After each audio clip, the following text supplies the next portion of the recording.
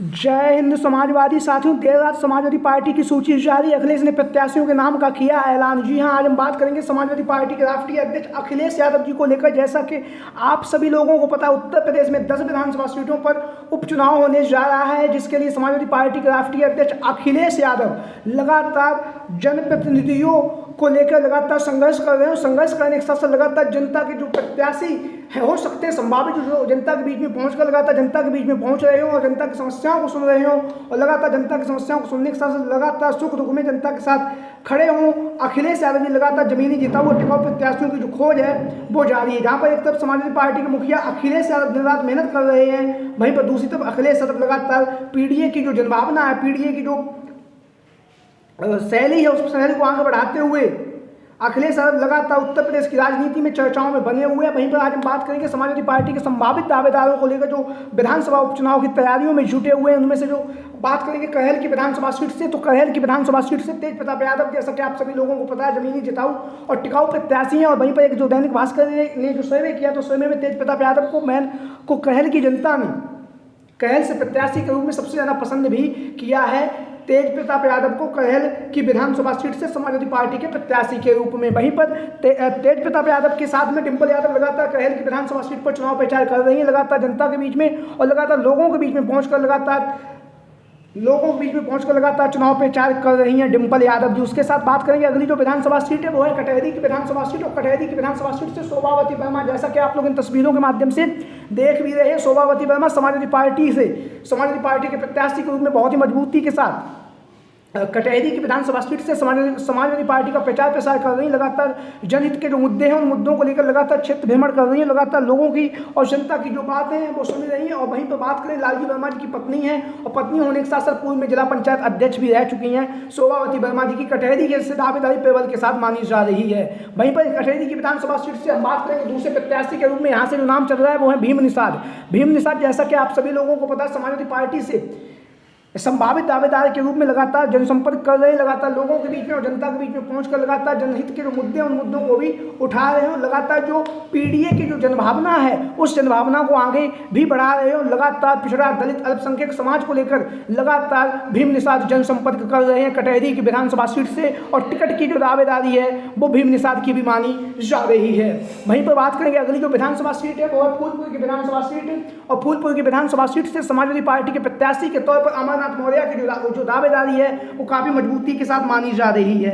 अमरनाथ मौर्य लगातार जनसंपर्क कर रहे हैं, लोग जनसंपर्क करने के साथ साथ लगातार लोगों के बीच में और जनता के बीच में पहुंच भी रहे हैं। वहीं पर जो फूलपुर की जो जनता है, दैनिक भास्कर के सर्वे में फूलपुर की जनता ने फूलपुर से समाजवादी पार्टी के प्रत्याशी के तौर पर अमरनाथ मौर्य को अपनी पहली पसंद भी चुना है। वहीं पर यहाँ से एक दूसरा नाम जो चर्चाओं में बना हुआ है वो है डॉक्टर पल्लवी पटेल, जो आप लोगों को पता समाजवादी पार्टी की विधायक हैं। विधायक होने के साथ साथ उनकी जो माता जी हैं, अपना दल कमेरावादी की जो राष्ट्रीय अध्यक्ष राजमाता कृष्णा पटेल का जो नाम है वो लगातार सुर्खियों में बना हुआ है, और बना होने के साथ साथ लगातार फूलपुर की जो विधानसभा सीट है पटेल बाहुल सीट है। तो ऐसी स्थिति में यहाँ से राजमाता कृष्णा पटेल को भी अखिलेश यादव चुनावी मैदान में उतार सकते हैं। इस तरह की जो खबरें हैं लगातार उत्तर प्रदेश की राजनीतिक गलियारों में चल रही है। वहीं पर बात करेंगे अगली जो विधानसभा सीट है वो विधानसभा सीट, जैसा कि आप लोग इन तस्वीरों के माध्यम से देख रहे हैं, वो है मिर्जापुर की मंझवा की विधानसभा सीट। मिर्जापुर की मंझवा की विधानसभा सीट से समाजवादी पार्टी के प्रत्याशी के तौर पर डॉक्टर ज्योति बिंद, जैसा कि आप लोग इन तस्वीरों के माध्यम से देख भी रहे हैं, डॉक्टर ज्योति बिंद लगातार जनसंपर्क कर रही है। जनसंपर्क करने के साथ साथ लगातार लोगों के बीच में और जनता के बीच में पहुंचकर बहुत ही मजबूती के साथ समाजवादी पार्टी का प्रचार प्रसार कर रही हैं। और वहीं पर जो डॉक्टर ज्योति बिंद जी हैं वो बीजापुर से जो पूर्व में इंडिया गठबंधन के प्रत्याशी रह चुके हैं, रमेश चंद्र बिंद की पुत्री भी हैं, तो इनकी जो दावेदारी है वो प्रबलतम के साथ मानी जा रही है।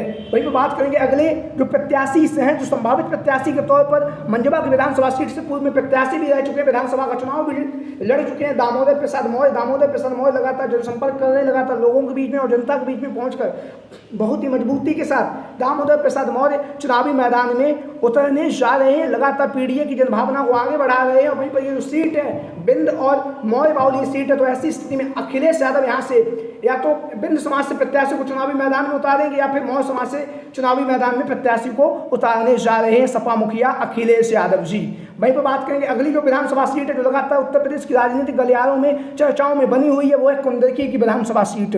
कुंदरकी की विधानसभा सीट से समाजवादी पार्टी के प्रत्याशी के तौर पर यहाँ से 2 बार के जो विधायक रह चुके हैं मोहम्मद रिजवान, जैसा कि आप लोग इन तस्वीरों के माध्यम से देख भी रहे हैं, तो मोहम्मद रिजवान का नाम है वो लगातार सुर्खियों में बना हुआ है। लगातार मोहम्मद रिजवान जनसंपर्क कर रहे हैं, लगातार लोगों के बीच में और जनता के बीच में पहुंचकर बहुत ही मजबूती के साथ टिकट की दावेदारी जो है वो मोहम्मद रिजवान के द्वारा तय की जा रही है। वहीं पर मोहम्मद रिजवान यहाँ से 2 बार के विधायक भी रह चुके हैं। मुस्लिम बाहुल सीट है जहाँ पर पहली पसंद जो है सर्वे में मोहम्मद रिजवान बने हैं। वहीं पर जनता की जो दूसरी पसंद है वो है मुरादाबाद के पूर्व सांसद FT हसन का नाम जो है वो लगातार मुरादाबाद की जो कुंदरकी की विधानसभा सीट है वहाँ से लगातार FT हसन का नाम भी लगातार चर्चाओं में बना हुआ है। कुंदरकी की विधानसभा सीट एक मुस्लिम बाहुल सीट है। मुस्लिम बाहुल सीट होने के साथ साथ यहाँ पर लगभग 63 से 64% मुस्लिम मतदाता जो कहीं ना कहीं इस विधानसभा सीट में अपनी निर्णायक भूमिका भी अदा करते हैं। इसी यही कारण रहा है कि यहाँ से ज़्यादातर समय पर समाजवादी पार्टी आसानी से यहाँ से चुनावी मैदान को जीत जाती है कुंदरकी की विधानसभा सीट से।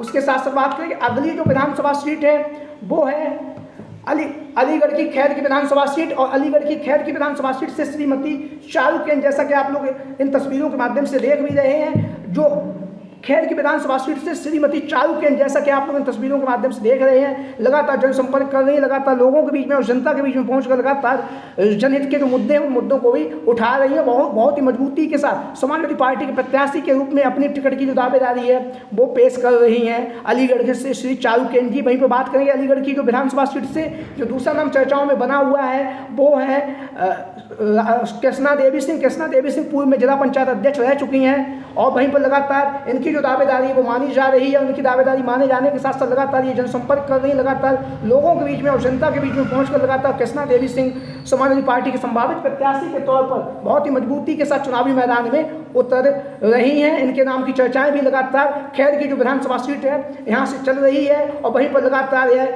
जनता के बीच में पहुंचकर लगातार जनहित के जो मुद्दे हैं उन मुद्दों को उठाते हुए लगातार समाजवादी पार्टी का प्रचार प्रसार भी कर रही है कृष्णा देवी सिंह। उसी के साथ हम बात करेंगे जो अगली विधानसभा सीट है वो है सीसामऊ की विधानसभा सीट। और सीसामऊ की विधानसभा सीट से इरफान सोलंकी की जो पत्नी है नसीम सोलंकी जी की जो टिकट की जो दावेदारी वो बहुत ही मजबूती के साथ मानी जा रही है। लगातार जनसंपर्क कर रही हैं, लगातार लोगों के बीच में और जनता के बीच में पहुंचकर लगातार नसीम सोलंकी की जो दावेदारी है वो काफ़ी मजबूती के साथ मानी जा रही है, क्योंकि जो सीसामऊ की विधानसभा सीट है समाजवादी पार्टी की परंपरागत सीट रही है और परंपरागत सीट रहने के साथ साथ लगातार इनके नाम की चर्चाएं काफ़ी तेजी के साथ चल रही है। सीसामऊ की विधानसभा सीट से समाजवादी पार्टी के प्रत्याशी के तौर पर इरफान सोलंकी की जो पत्नी है नसीम सोलंकी जी का जो नाम है वो लगातार उत्तर प्रदेश की राजनीतिक गलियारों में चर्चाओं का केंद्र बिंदु बना हुआ है।